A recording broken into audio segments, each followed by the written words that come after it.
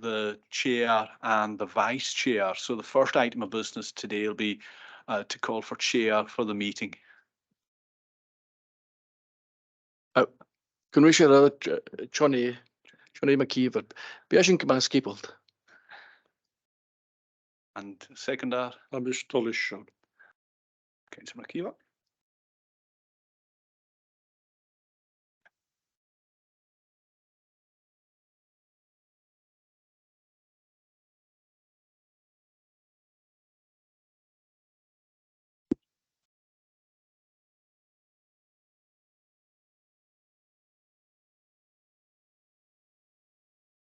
Briefing notice here.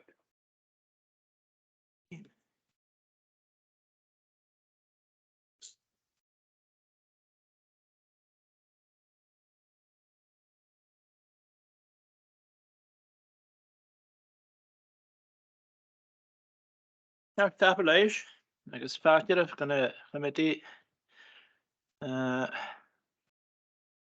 Should the cash started anew.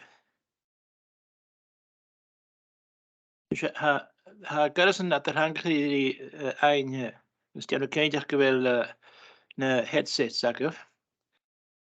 Pesca maga with the ish, agus factor of go committee na Gàidhlig, agus sure gabel at tron humor agus hashin kudir in net Eilean. That's tron Microsoft Teams. I have Clara Gui, Femi Bay in humor show aka, no, Piacha Erichial. Agus can you go can you Clara agus in a can you every year Larachlin na Comhairle. Mas Toshinle Garcountus, agus she had Cusper Garcountus, na can you in real life you have to knock this. Can be listen, yeah, 3 Richard. I should go on the is Clara Gui, Mahavi at Bay on the Husper Semi, had a Clarobrach, Behar gave Uya Claragus. Nisho, yeah, Faber Nanish gave Gashon Hashu, Clara Gui. I guess Madden's mission Uya Clara.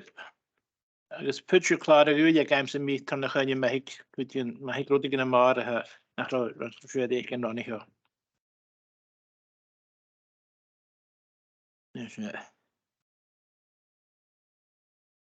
Can I change it? Well, if I'm not going to reach Ron Husper, my hash with quite a good.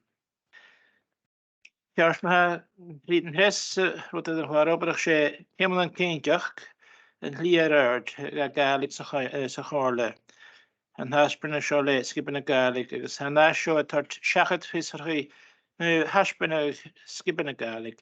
Has given a Gàidhlig around a Yanu, and then Nabil is a Richard, August 3 Richard Muna Lennis. Na Biachkan Mun Gàidhlig, Mesk, Ganya, Shiatiak, Pogerichard, a Huerfurms, Eilean and Siar. Clachin na Gàidhlig, Mesk, Loch Gobrach, na Comhairle, Agus Loch na Gàidhlig, to economy, Loch na Gàidhlig, to economy na Eilean Siar.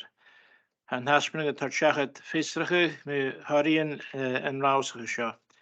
Some Milishikari Tolwieragus and as Macadinian and Hashburn Libri again. To the factor.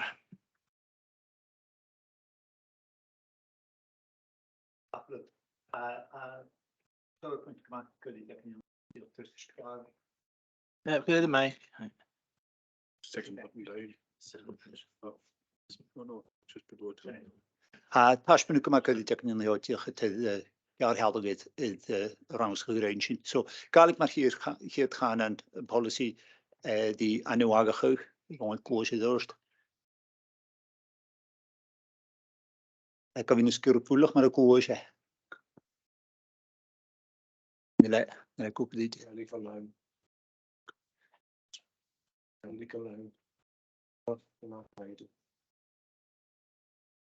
Yes.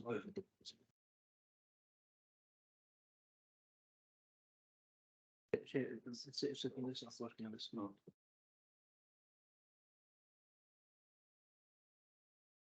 Okay. Is teachgydach gat yn ymachus, sé gyffeim sy'n i clach gwg no cawl. Ygys am sy'n mynd gre rwyd gyrma siwch yn môch gan yn teachgydach casien. Haswych ys y fel sy'n ydy held yn yna hyn. Ta'r yn curriculum rheolwg goed y fôr na fa tachart. As an y ffolwm ys goed ys chwaifnach. Ron yn sio. Fa sy'n tosio ys sgwrl ys y curriculum. A sy'n ydy fiach yn ei gerafw, gyffeim cwys yn aharachus, gyffeim yr tosio le cosnwg. As yw'n ys cosnwg, chafi coiwsnach gawn. Mae'r coiwsnach gawn chafi can yna, chafon ys yn y fys culturan. Ygys a codeg y curriculum y fi y gobydd gan y coiwsnach, gan y chanans, gan y cultur, y crwch oproch, ach chatach ysyn as ynys canarstys. Sfeim i bwylan, oproch condis chorle na, chorle condi bwylan ille, os o'n i'n canarstys syn o'r siachad. Hwn, mae gagst y galig ec coiwsnach yn lo hyn, hiw, mae'r hiw an nimydach coiwsnach as neilan ni'r nachel yn tŵamas y tacharst. So, ha obydd i gan y fan hyn. Gwrs gonna ha, slide. A mis wynion achal dwyn lech o mochals bachol gael fi eith dwch not mi galig as y choiwsnach ys yn economi yn ydol. Gwynach mis dwy'r nachel bwlwch fatafwn an y hio, ec fel gynniafach ys gyma môr ys yn Eilean. Je fwlwch gyfan yn galig gas yn hwstau nach lo ffiwch, leid i rwyd. Ys san efo mi sialt yn sioga hwstau ddysyn, gydw gaeth smwyn i hwrs rhan i chi o dwydd. Mae yw'n gro hol dygedig dyfa ti'n ysdiach tro fel budgets yn galig. Y dolt rhan y fwy ys rhan y natio oproch egys yn gydna'n rhoedd i fi moch o leid. So mae'r affi tag yn hand hwafas edrych ti'n ysdiach fan y reoltys, ti'n ysdiach yn economi an y hio, trafoch yn gwynnu, dolomach edash gwart i chi'n bi garagin, so lwyd rwydele ha dol. Farach eisiau ha bwywn mas mwyn i sy'n leid crochsoliaeth, achgydd, lwyd gynniofach y selw cwchiant ydys yw galig na mian yn y ffyrn yn Eilean yn Siar, taran ysdiach edegyd, a ha garchosg es na coiwsnach yn. Ys na hyd gan y sian y dol as, gan y rheoltys an yn gys yn cwdiach. So se cercol car anas a chanach, se cercol a hawn, ys a bwy honor teg economi na galig, edrych chwle hyn coiwsnach ys bale, edrych nisio ys can farai, mae'r ei halas yn ys yna slide. Nes, chad i dag am sydd sian y leif ag as y sio, ach chi eisiau pen gyfel addefyn gyma hwtrymach am hyn. Chai 1.2 miliwn na hedol yn ish, mae cha budgets na galig, ac o'r $1,000,000 hwng, a sialwm y ffein cwp edrych cwdiach am gyntes na herwch, a $1.4 miliwn ys jes, 1.4 y barai, miliwn i ti'n gach blion o, gleasgydd miliwn co yw, tro hafwrt yn sort yn y galig gan y Comhairle. Hanylus te a ti'n ysdiach go twrysach, te yn tarnia sy'n ydyn y lwch twrys gan y Eilean. Ac o'r siaf i chydobydd ys ni mianen y ffyw'n Eilean Siar tro galig ys ys ni halain. Siach gyda chi ddys i hyd dygedig bors na galig gyliedd gachosg ys ni Eilean Niar. Hanylus te ha bwyn yn coiwsnach leid wrasyn ys y leid sy'n cwmniadri i ffein. Bead y ffein tafart ys yn byg ychodig yn iach gyma cwtrymach. Oedd gael leis i chi, so ys i ffychyd diw gobydd ys ni Eilean Niar. Har cosg 10.3 miliwn gach blion ys Turkish galig ys ffyw'n yn Eilean Siar. Sa chwle tŵrs las yn y tydd bwy ys coiwsnach ys y felad. Ygys mae hwys dy chwle cael yn cael yn cheile a edrych hwg militiog Cwdiog ys ffychyd miliwn not gach blion y ti'n ag economi yn Eilean Siar tro galig. Mae gas dw leach slir gyfel sy'n mae siach diog gyli miliwn. Ys gyfel siach edrych 1,000,000 ys Eilean Niar a cilch gyfel siach hyd leachyd not. Os o'n gach dynia ffwydach ys Eilean Niar y ti'n ysdiach tro budgets na galig. Nes mae'r hyl sy'n gael clachgu, hasyn y doca cawl, hasgyd yn ille, gyma jonach, fi cwiriad oes na galig, hol sy'n je, Sgiden Marile, Count Jessina, Skianich, is iemand gaatje, maar Glasgow. Zat gleich herst. Het is een bediezel, waarschijnlijk naar Surgaif gaan. Storas a sjós munich harnich go héin. Bechorgun vi gen man nuru tu steta crua I viakin. Is gwil sin gianna féim gan na reket a sin féin. Smar bishan akin. Chachum munich ut nukin. Is se kalmoru a sin imetach dói. Dit ben chashin. Het bora hakin an hain. Wil hyn is een pachu granesh ma juni rangsgegeven. Reinsin brensach je viachken géine ook at er sietiag agus fichet se koik. Biachken Gàidhlig, déine hai huur fulm as na Eilean. Agus mar hiisu huur sin barach trichiet déine chriochnike surveyor leine van. Agus chavor nach 50-50 split aan hu déine va fielen se Gàidhlig agus luchtgeansachi. Is reached 57.3% film to Vienna Gàidhlig, 42.7% film to Vienna Comhairle. Na príomhrutan a Hannica Machas, Sean Rutan was kutamich was in Fadachkin. En Jack Gàidhlig a gardach mar sovlein socialach is economach as a school. Havor 60% hoort ha ach. Figure more is het 40% graan nach Jack. We zijn zelf gejaar zo'n Gàidhlig a gardach Harish en Eilean. Agus a ratio hangar 54.7% graan nach her. Sreitjach husperen on the senior phase road imachi or zo'n slien opbrach on the zone Gàidhlig. Ha 40.4% ach Shalshin 59.6% gra nach rood imachi. Geri barach shiravishan poplach vi trovi na Gàidhlig. Ringing endorsement marachan is at 64.1% gra ha. Dit de mogelijk film te winnen Gàidhlig door Comhairle volg 76.9% out of geleefwoorden shit. Agus guheintje nog was 95.2% in het genje Eilean is jache survey as a Gàidhlig hoe dat ha. Dit of jachken Gàidhlig Déine va Paikel 71.25%, Déine Coma 21.25%, Déine na A 7.5%. So reached Portaik Muskien ook or son a Ghana. I guess figure more a show. I'm going to give Gàidhlig kutamach than Eilean 89.4%. So I shouldn't shouting in give Déine ook go mai title ach na Gàidhlig as na Eilean.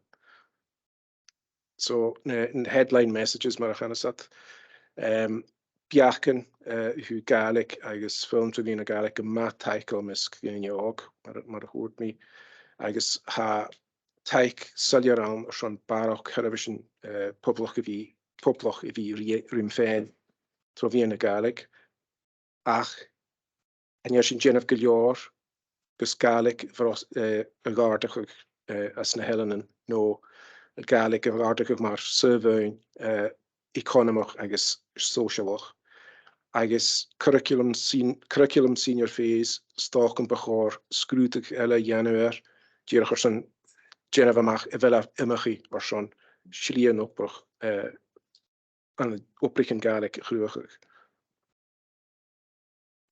Quotes a Hannica Mach show. Sin dierach tukler in gusonetje na ho. Has a brin gutrich USP ach haast hanjela de Genev eacher Gàidhlig gur gefeim hu an economy. Ha look toerish geri a chlinchen is a chensig. Bachar oprichen Gàidhlig vi aan hu toerisach, banachtrach, eioch, nemienen an een buurtje iselle. Nesjashin gama visit commissioner.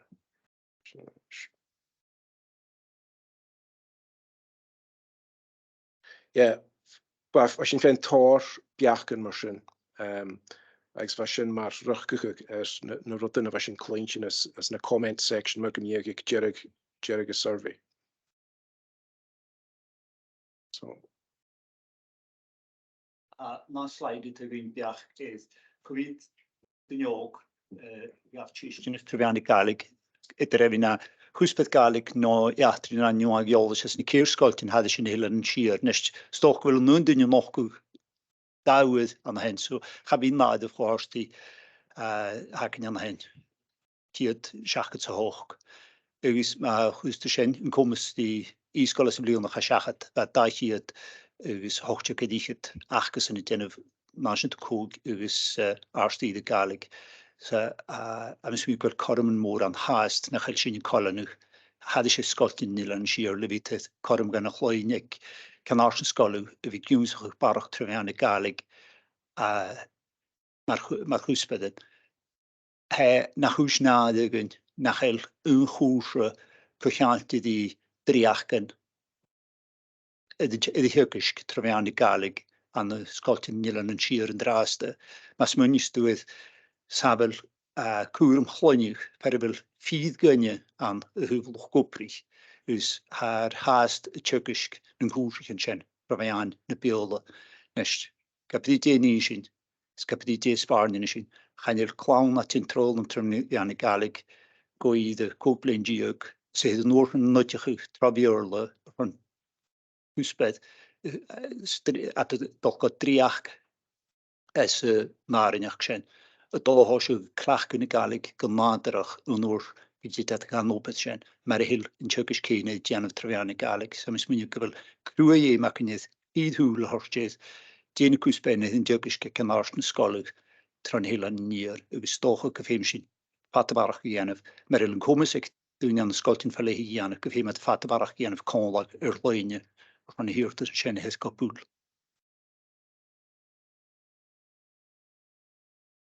Zijn ik ten eerste daar rutte ga je voor de naast is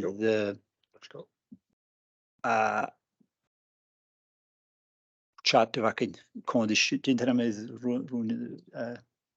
Jenny Gilruth gaan je die nog in schei en daar die schreef hier van een horsuus as a chat gus gúntaí dú bei gomór van gantachta leid. Mis mun go open ac ní gan bhú bhí leischu na dóin tuisce hacan i bhí torna súpailte go feitúní fuiach fascin na dachan nach go héin. Go harit má de ceidir chlóniu na sean dúine. Gunne lucht tuis gacin fé sin noch a farste súsúrin bhí gúnsachu bhí ná tuis a chuhuiige sin. Misschien maar onmogelijkheid is Comhairle govillion de griach en zijn naam die teach, maar heel de kuspen is een skoltens, maar heel slien akken. Zo'n wie terstijgt doen, zo'n wie kieuwse goed van een driach en zo. Gaan doen jou. Zal je schelen gra naar toen je kusjach en hoop van een oprichten. Maar heel laat in jesel goed van zijn gaan gaan morgen beginnen. We zijn zo goed als wel zien in draaste. We checken goed zien. Bunetjach trefniadau Gàidhlig. Okay, Leantain an rud seo survey rein sin an nuí mar fáiscin na dhéasach ar san Panacana na Comhairle. Ba sin féinach céistin a lucaprach na Comhairle mé na skillin Gàidhlig a bhacha mar a bheit a clacha go Gàidhlig agus dhéanasach na Gàidhlig taobh na Comhairle. Mar a híisiú chríochnig díoch barach ar 3 ciad duine survey a seo. Na príomhrút in a réist. Deo feelings sa house a Gàidhlig ha mi feelant 36.6%, ha skillin córiacham 18.5% agus mar sin a rud. Nes ma churis sin in da araf ag an thoiseach go chéile a sin na cíalach go bhfuil coiú 55.1% ag go bhfuil skillin córi as a Gàidhlig. Ach, dého trícs a bhí seo tachart as an áitseobrach. Bí daine clacha Gàidhlig réir a survey thulla 17.35%. The vorkich like in 13.3%. So reached Machuris sin in da figure sin 30.65%. Sin gísin go go bheith daine I clach go Gàidhlig ar son coú a bhórchuid de láichin ach mar chunig sin mar a figur tána se anna sin 55.1% I gibh scílan cóirí.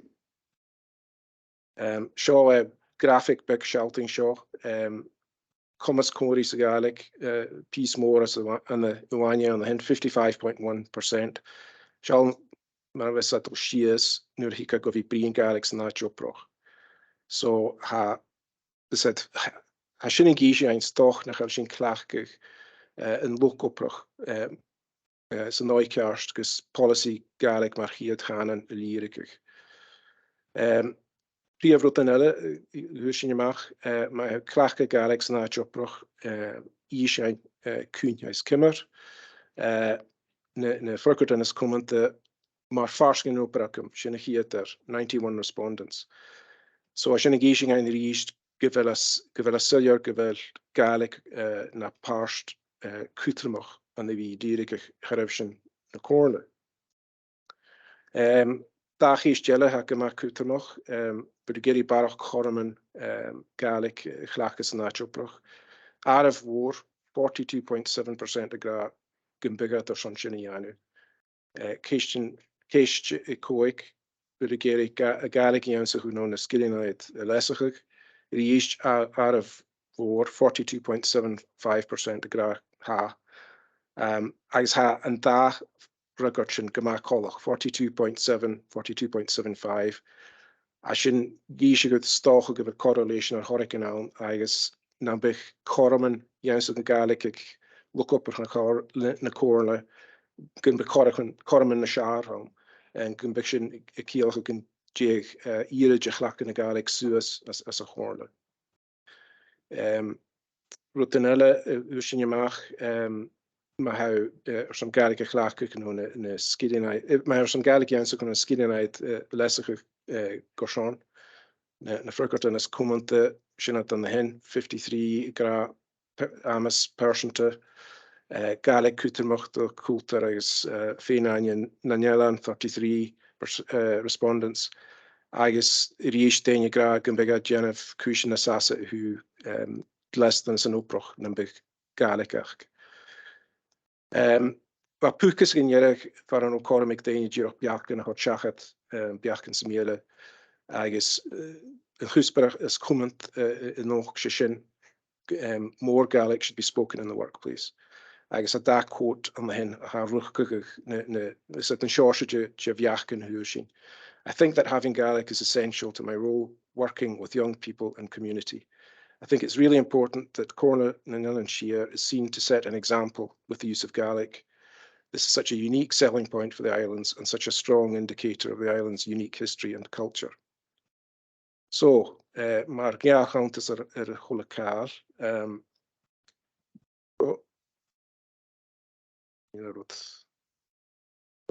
Okay. Ha mórchuid de 55.1% de lochgoproch na Comhairle. Ik give skillen cóirí Gàidhlig ach hanel ach 30.65% a clacha Gàidhlig go cunnabaloch san áitioproch. A sin stocha cialach nach Comhairle a clacha an lochgoproch mar begór gus policy Gàidhlig mar chiad chanan a cholanach. An daar is muúide géine a vías a clacha Gàidhlig mar farscan an operach.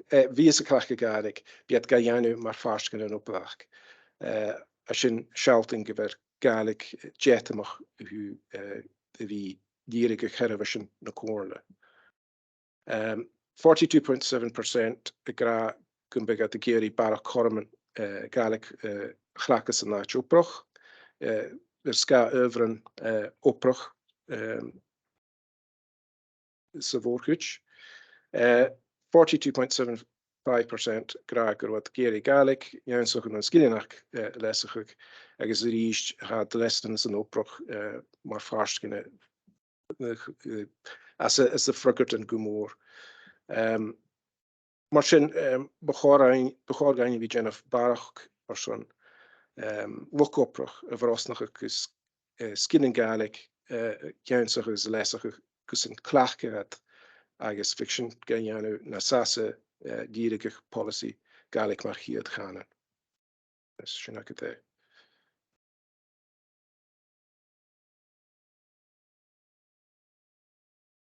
Agus mit gyda gyfer sy'n tosio marach strech o'n yn le klasgolwg ger gwgys Siar blwyddyn y tron Eilean i'r gilydd. Ceistioch yn gyma munedioch. Dwi'n y tasbyn yn gan George sy'n gael dwi'n ceistioch yn gyma munedioch is jegad iddaf hat y gyori. Rwan sy'n chwyr lesach. So fe sy'n toro farach didag yn sy'n mysmyn gyda gyma madjet o'ch gyfer didag y lior ac yn ma'n tosio sy'n tosio a hwyl is policy is plannu. Bleis, roedd yn gyma ein nog yn het. Ha posach gyfeil sy'n gen ymach gynwrgen gen yn y siar. Agus se fi brosach y dyn eisiau fi gael brin. Ha gyma fferist gael ni stynio ceist ys y fiol y gron gan fiol y heid yw. Se fi ffiach ni ffain i gael i'ch stiach yn tosach sa sy'n torbarach. Corym nga dyn fi brin i chanan, brin i gael i'ch. Ha ein nog roedd yn fesio gra mae ein hwyrym agos ffain yma gews chanelad ffain iaws ys y chanan. A sy'n cwydyn mach, tor yna yn hobrych yn ha cochiad di cwyrym ys yn Eilean yn ys agos gyharad cwyrym ys yn dachi agos yma ffain mi dol ymach am ffig yn nian ag ymhyn ha Gaelig ha hyn ddod sy'n Gaelig po hors chi Ons had hij brin, fiach in brin Gaelig, dus een jeinheid door heel jaar. Dus had je een film geisen. Dus had je een film is gedaan, was had dat die karmiga brin, dus fijn deur lish gedaan. Deze soort dingen die aan mij zijn, kan aan de soort dingen die aan hoe barach veel, wel, ja, een hekers is nu. Hamis minute kre, gehaald. Tischnis mar cwrym, ys nwr yn tischnis mar nymian yn crwchol. Hat y gobrich yn cwsialti di sŵl nymian yn nymian yn crwchol. Tron Eilean i'r gilydd. Sa sy'n haas dy tygys hwrs sy'n. Mae'r Foundation Apprenticeship trofian ny Comhairle. Nes chael y cil na moch ag sy'n i fi tachost. A sy'n y cil gyda dwi'n yn wrth yn dog am at jobrach. Lyn y sgil yn technicach ac na chael y sgil yn cananiach. Sfe mi cwtig yn swy i dŵf. Ag amon yn mahat y garwg ffilm na y genef editing ti hors chadig yn. Na ffiw sgrif sgriptig yn. Heb y cwtig yn i fi col y ddw. Ag nid ysyn. Ffiw gada fy gada dy goltron drenig ac yn un ysyn ciar. Yn y chosgys yw'r hil gysig. Gyfer sy'n y tachost. So, bachor gan da chwyt i fi col ag yn canan ygys y sgil yn technic. Corym yn hyn, tron y mi yn sy'n Gaelig. Ac yn am hyn big og bachor charwm ydi big. Dyn i gra'r aim na bydd byn Gaelig chan i ffeim sy'n mion. A Gaelig yma horsyn eisiau ffag yn ddwyl. Ysgas yn chawm ias, gan chawm i ddeis agos. Hwn eisiau niw ys comedi ffölwm. Y ffeim ha ffölwm trefi yn y Gaelig i dynnu.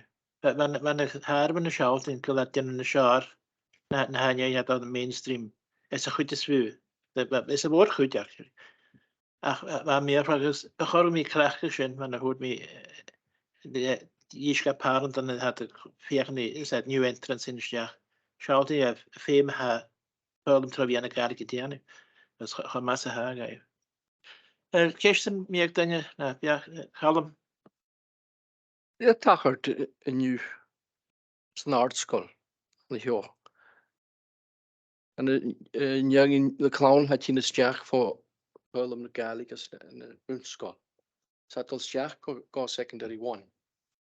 Kom je uit kusperen had hakken aan de Gaelig. Toch het dol, biar er plusjenach, havers ac yn gyfil. Trisyn o'ch rhywun sy'n alw i bach gyfil hoch na myngach can am y norsgol fic nachgod. Ich hwn ha loch goprach ach gyswrwn sy'n hor siachat. Ach, chan sy'n go i dy tiestnis. Chan nil sy'n go i dy tiestnis. Ach Gaelig mae'r chwsbedd yw'r stoch o noagiolus yw'r siatri. Nesht, chan sy'n mag lior, mae hw gyr i'w golydd wrth hw Súgal academicach go tugus na grohi an Jorsan. A chas ni cawl o fórhwyd gan y chloen ac o fi ffwydach es na sgydden ses na baltin ac yn hen. Ys ac o fi clachgyg galig nadrach an y swy hi'n nadrach o la. Ys yw'n chanyn y cwsben sy'n stocha. Y cors dwi na chanyn y mechgyn cylad ffrygyrach o'n slio prachad yr ownach. So, sy'n ffyrfil yn cawl tachart. Nid had y hen tog. Ys nach y tog an gaif. Nes sgoltyn bygge tygi mi. Gwle torns dli gais yn ysga nach y stocha lwctio gysgachge a filante an y sgwltiach dy chwsben. Sy'n efo mi giolach y leg y ffemer doch het doi na sefach gechenydd a sgoltyn i fi cwtiach yw chéle tro fi clachgu mi an yn digidach. Sy'n a dwni clachgu an y hoi diweg y chynnyf sy'n doi behe, sy'n doi oprach. Ys a sy'n dyn y dîmes ydy chloenach al sy'n torste chwle corm gais yn y fi giwnsach yw. Da chwyd le teacher yn y fi alabach cwtiach le iarn ga gwtiwnsach i y tacharst clachgu na mi an yna sio.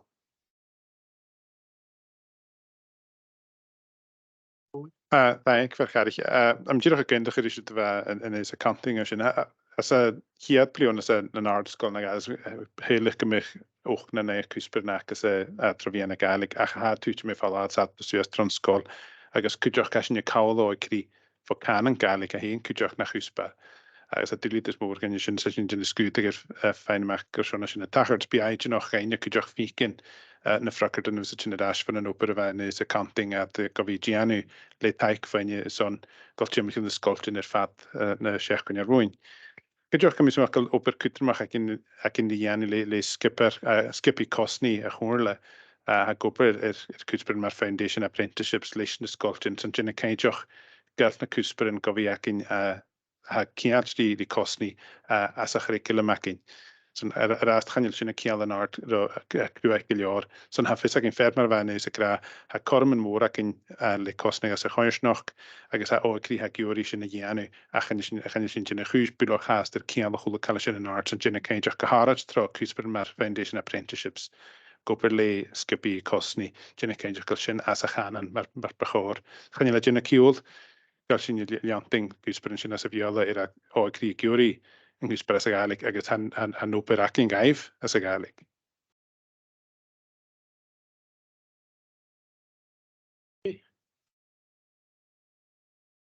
Wel, ha ffolyswch gyfell yn o'i cri giori ans y Gàidhlig agus cymal dollus y Gàidhlig agus trwn ysgoltion agus gyffeiniad y gorym sy'n y ianu. Ach, y cymad siosau lwcaf prochasyn y cymadydd agus cymadydd y Comhairle can meig dynisteach agus nid y haid dynisteach a gra bachylym ans y Gàidhlig. Di na corym yn hawn ga na nid ad y dynisteach gyda cwtsyn na cwtsyn ydy chlara procht ydy chwydys at y stiach ysyn da bydd asyn. Di'n corym a hac na fyl structure ystaias y Comhairle ysyn sy'n y ianu. Ha, a ti'n dydych y tosio gyda da chwrs a sŵr se Eilean ydw fi na mi an y sy'n tachars cwrs tŵg ygys twrys. Rwy'n sy'n ffach na gael gram a sy'n Eilean na. Bableif, dydych mae'r fynig yn ysyn hyn a sy'n cwtig yn ein cwnant go march yn naflon i fi y gwybod gysori je le fwch gwbrach fan yn ylfym chai tarag sy'n mach ag am yn herafys go ar fwch gwbrach ffad y sion mae'n hwyd af da chwrs tog agos Tyrys ha sio y sion dynia i gyfeil began sgil yn can an sa dydych y gyr i began misnioch Chan had yn glefa, mae'n hwyd yw hyn, Johnny, gyda'r y fi'n y biar, agos mae'r Comhairle, agos dydych mae'r llanard yn hwyd yn ein sas ys chwys femiad yn taich gyhod gan y fwch gwbrach ac y hyn yn nŵnio ein y siont na cwysig yn sio ianw. Chan il sy'n fferystig y gaman yn yr a fwch gwbrach agos gwar amyd gyma chawn ach femer y Comhairle fi yr eich gyn i fi y tort yn taich a sio na cwysig sio fi fwych dydych byg yn llach gwyn yn ynys agos sma hyd gyn byg amma a hys gyhod gw gonnach ymyti sio mar ac hwysyn Eilean dyn ni egin cymryd ha y hwys y dol se Joen Stewart a ha gan fwy egys fo na ha mi ar achloen sy'n gyrig y sio ha cordig y mwrdd i dynnu egys ha ma gyfel sy'n y goal cym yn gys taich gychamal gys dynnu misnach eich. Cormilan, en die mensen die willen go, ik geloof dat julach, zie je graag in drast, verwel kieten, bood veel lappen, ik al koers in naast de kook, is aarstide, is Siar aarstide, trouwenschool hadden ze in de plion in magede, gemiosten nog, chef vier chorogunjes niet alleen nieren, zijn niet aan de luchtjes kna, few dunjel hakopen aan de aardje in het realite. Sin ní daon of survey interest is cóna dúine hawn jolas fachas Gàidhlig go sonna rúni chat seo gíanamh a chatta bhí lé sudahachal.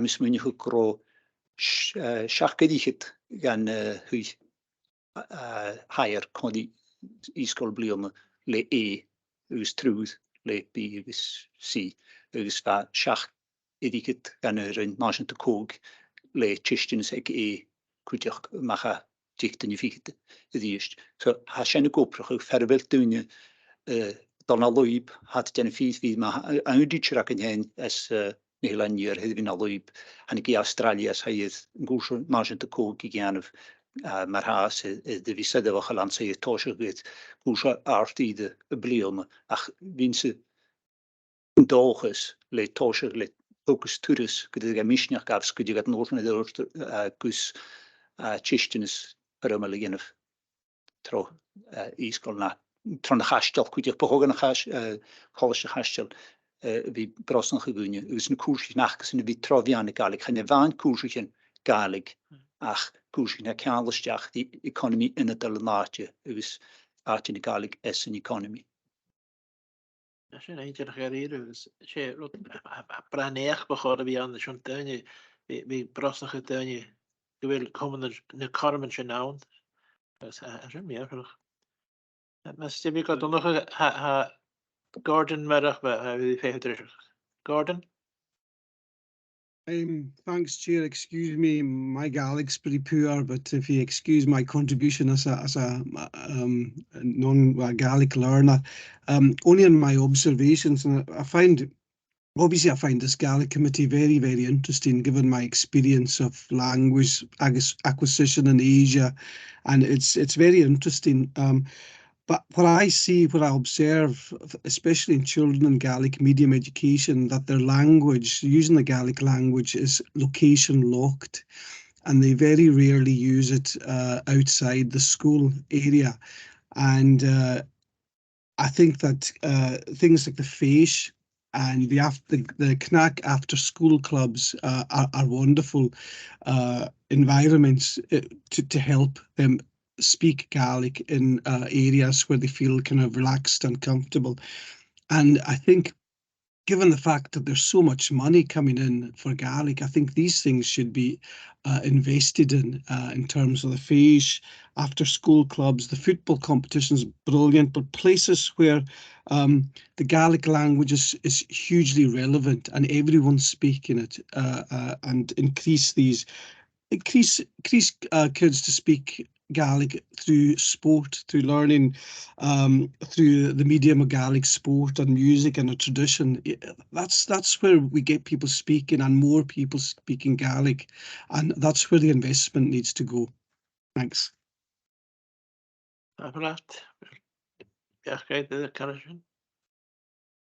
De goede hulpbellen aan gondige moedige graas. Gehaald spoor. Tiachenje in draastuk naar Glora kan je kopen kan. Is in een spoor van de heel. Ik wil commissie aan de Gaelic. Nes een dungeon hebben we voor active schools. Maar zijn er ook de golstjach te scouten verwel kodak en je wie tavers olum Gaelic, troviane Gaelic. Ze dungeon gaan je let harst. Zo hij begon aardige bunetje gehorst is HR ne Comhairle verwel zijn golstjach go suigen verwel Sparach gan hoprichen de sannesach, maar Gaelic wie riortenach. Godacheth shen had ik iol fischig in de gebraag. En jul shin kumal dunne mach as no hoprichen shen. Spochor gan dunne Siar frukkerige lopen een. ach geféime gat gra lá hos Comhairle go dinnet agus trí gotin go í de filantach ge tachjan dúchan an ile e feh na runneorpe. Sin derab go gavetí an van heel kuteach ma ha Joan sin van cheannerste sugus sin sin as gonne deiger me bakken gin níd hoiseach. Sin í joorn an heel kenners dunnig ra fémi tacherst ma channis tachrie. Maar hij doet reactie meer. Féime doet een hand naar jouw want zien je dat je nu naar doet dan niet. Mag je? Ai, ymwneud y ddod fan bod yma nes y grasid, chasio iesbydig HR y gychwyn yma iedig acyn, agos. Cwrw cwrs glwysyd ydd HR, dyn i faint yn ysdiach gan y chwrle, agos. Y Comataidh bail na chwrle cwdiach, cael awn o sion ffogin iec na chael gael i cormwyd gais yn y sion. Y sgil yna, ha gordyn y sydd, chwrle eich myrach y sydd, na bhail gan a chomedial. Dois mi han yoga sin het fiisteach gan a structure agus structure corporate hacking a dolladord ha tot pneavachas gan a Gàidhlig a dolladord agus kujoch go Comataidh de chefépe de sin Comataidh de le say the dolladord le na han sin organizational review ha pneavachas agus jarstoch gaholt gan a Gàidhlig sin. Agus sémis ní bhí céineachil de structure racan í sin. Bhí céineach de han fés ga gra agus go le dul gúdach iad an healfpan a chanú sin agus gynnydd structure agus go mé corm go chul dunne yn ghanan a chlachgag. Wel, hwg mi ymryd na cwrs chi'n tog agos tŵrys an hyn, agos gyda hosi sy'n y fan le fan y nylwm, fa sy'n sy'n ychyr mae'r ffriafachus yn hosioch, ac y glwysyd y ddyrd ha yw'n iacyn sy'n tri was ys gyda'r gyfarst yn rast, fa sy'n gofi genw cwra i'n cwnnwyddish cymryd y bwri'n gain sy'n y liadach y mach, agos a sy'n y gamas sy'n y ianw tyfystaich na cwrle, agos ma ha cwrlich yn awn, a ha J-Charles Jonoch began treni ianw ham i'n nŵl gynghyddwch yw'n ffalchach ddial ar sy'n. Agus haeg ac un mar gyrus, sa sy'n yw sy'n yngyrus sy'n eich lachgych. Orden y ddys, Dave Agra. Thanks a lot, Chair. Sorry to come back in. It was just something you said yourself, that when you go to another country, you're asked to learn the language. Well, basically, you have to learn the language to get on. So it's completely relevant. It's a working language, and I'm not sure Gaelic is there yet. It needs to be completely relevant, and that's what I've seen. Increase these spaces where it's used more and more, especially with young people, and make it wholly relevant in their day-to-day actions. Thanks. Tabeletsnia Carol and Yelmina Namavagan committee. Should a heavy GoPro. McGonny at us nachro lessness from a Hoshok, a Hoshok hole GoPro. Urban Janus on Isaac Hanan. The sonage have got policy Dahan and Nakin from a Hoshok. Hash the stat show, than a Hoshik Aicher. We have a lessness show where GoPro son a Han Isaac Spachorgain. Urban Janus on Shaw had the rash na a Hoshok a reach out in the policy in Oprochaki. Wat kind of morgen we got general interviews we should find a tackling and wrote the shot. Me got the shot Gàidhlig use na. Bashin the ina guy again I am here isn't at the point of new. An box on the hit who's a kitschquil tickets a hula hanan. Ach, die ga je in de box in een stuurtje gaat je kaal. Ach, kleek. Sam is meer dan een driplet. Is dat verbital bikring of. Zijn we zat de gra. Ach, zat femin tal wie aan. Sam is meer maar ga je niet doorschudreintje.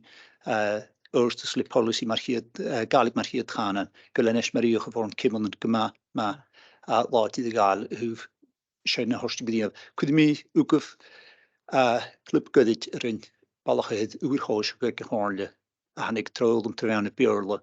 am smúine go le chearstcha déit amach go sin míisneach cúideach gan na dúine hanig tro bhí an na beorla. So chan sin in dún sin na chaáist. Sa a persona IG sin play this dunne a bit bo nach chorichte ein tro vi gopet es Comhairle na begéide vi dachanach. Scheile karmid oppriginele leid BBC skas noch galig is heen ma mamongel in drast ha mis nu gebre leva na pechhult in club en gaat meach me ik een goed minute in mar dat me cho a kun mi er stuke we schon de skule gemacht kunnen een bouw. Mí sin éidir ar éire. Ceist sa mír na beach sa míleach na.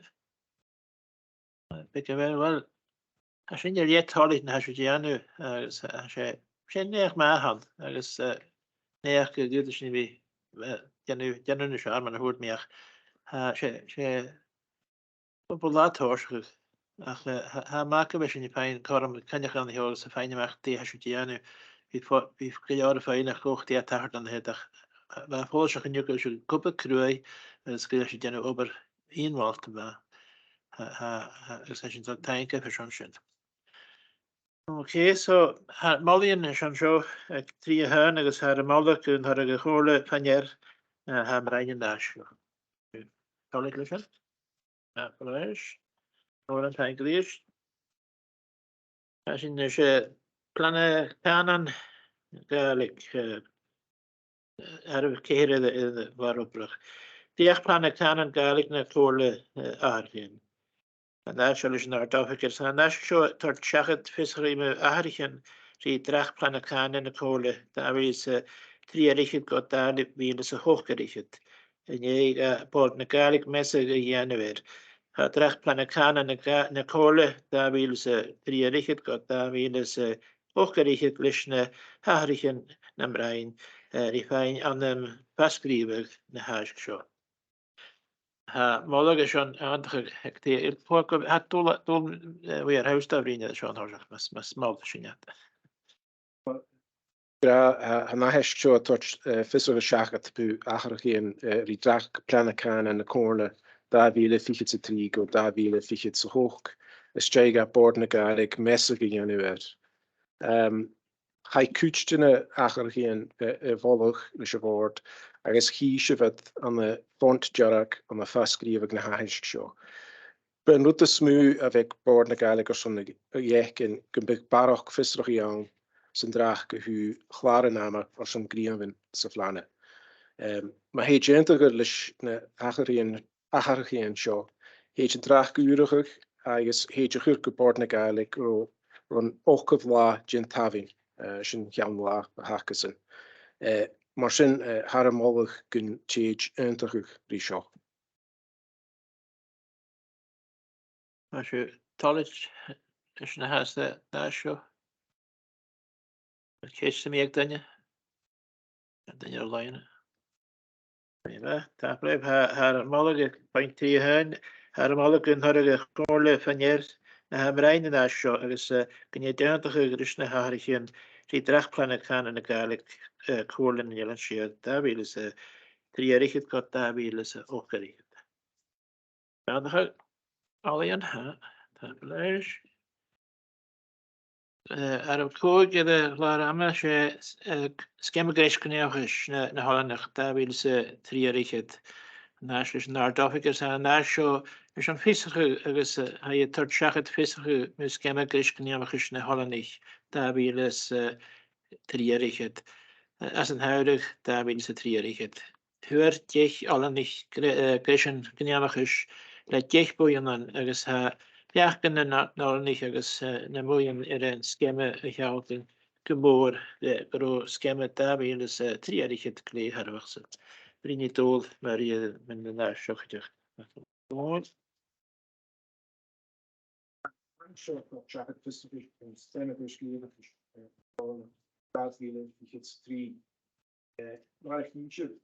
Eichornig kormen opbroch de geich seachkunjen de boeinens na hellenen van wel klachte Gàidhlig mar chanen na hoffisch. Maar een skemme leser we richt im leonse agus híise van de Siar 3 gro feedback y hwyr sy'n, wyn sa fe rhain sy'n, y sialtyn gyda chord yn operis na holnig, gynthyr na holnig, agos na bwynen, tor fwynach gan y machas y schema, agos ha morog yn, ha molog, gymryd gyntorog y chwrn ffarnies na ha ymrein na ha hysgio. Ja, kan ik denk ze mee, maar aan de laatste zo.